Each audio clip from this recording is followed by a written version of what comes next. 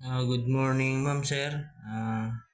Flex ko lang yun, yung binatad na okra. Napaka-bisa po nito. Tumulong sa akin para mapa-normal ko yung dugo ko.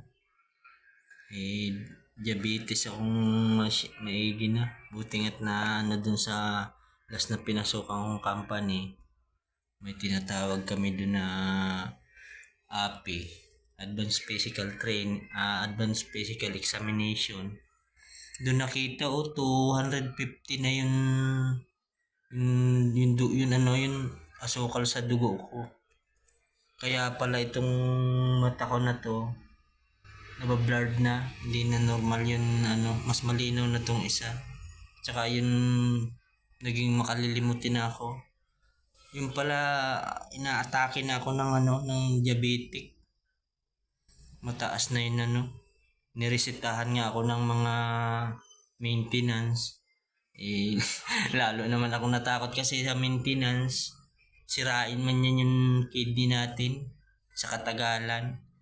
Kaya mas maganda pa rin yung natural. Ito, naging matibay, nakakampi ko talaga yung pinagbataran ng okra. Babatad mo siya 8 to 12 hours.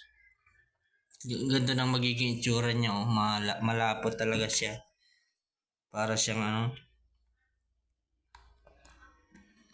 dati, kinakain ko lang yung okra ng hilaw.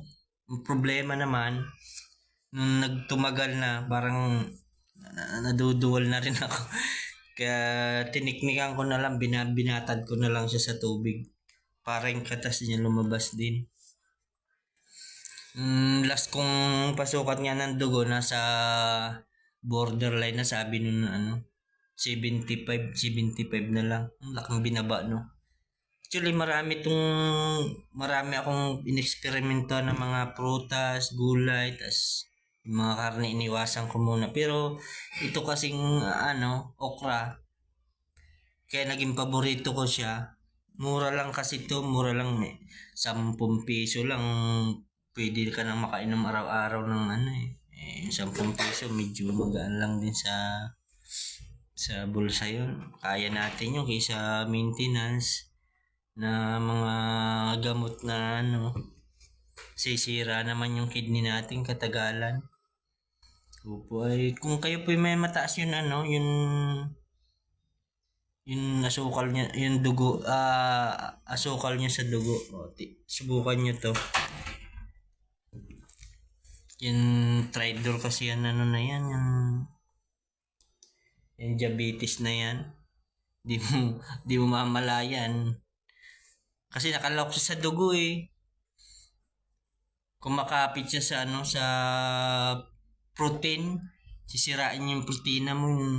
Yan, utak natin, protein, utak, puso, mata, yan, kidney, mga tinisira nila. Hindi natin namamalayan, kaya pala yung mga napapansin yung biglang atake sa puso pag medyo tumaba na tayo. Isa na yan, na yan ang diabetic na yan. Sa komplikasyon na ng diabetes. Putol pa na pag medyo maganda pati siya sa medyo nakakapadumi siya ng regular na pag bowel movement natin, re-regular niya, hindi sa katawan mo. Napakaganda po nito. Natural. Nyo gayatin nyo lang, tas ibatad nyo mga 8 to 12 hours. Naman po siya, manamis siya. Kasi prutas man to. Nakasanayan lang nating gulayin, pero prutas to. Ayan ang niya, malapot-lapot siya. Pero manamis. Okay naman pag nasanay ka. Okay, iwas atake sa puso o sirain ng organ mo ng diabetes. Kasi ang kanin, napaka lakas makapag-diabetes niyan eh. Hindi naman tayo pwedeng hindi kumain ng kanin kasi carbohydrates yan, pampalakas ng katawan. Kaya lang pag sobra na nga, yun na, doon na. Ay, sige po. Subukan nyo rin ilalaban ko ng dikdikan to eh. Kasi subuko na oh. Normal na yung dugo ko. Tsaka hindi na ako high blood. Dati 140/19 dugo ko. Ngayon 120/80 na lang. Medyo bumaba na siya. Inupak-upakan ko nito ng okra. Oh. Oo man po. Oo man. Salamat po sa panonood.